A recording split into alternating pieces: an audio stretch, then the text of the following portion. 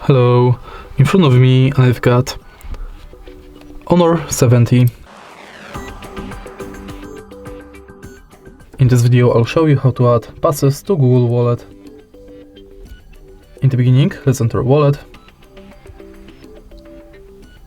tap Add to Wallet, and now focus on Transit Pass, Loyalty and Gift Card. Firstly, let's go to Transit Pass and select Transit Pass you would like to add. You'll be redirected to a website where you have to finish the inside form. Next, let's select Loyalty Card. You can scan your card or enter member ID manually. Tap Add to Wallet and it's done. In the end, let's select Gift Card, which is pretty similar to the Loyalty Card because you have to select the shop, enter card number, PIN, balance, your notes and tap Add to Wallet. All of your passes will appear on the homepage of Google Wallet. And that's it.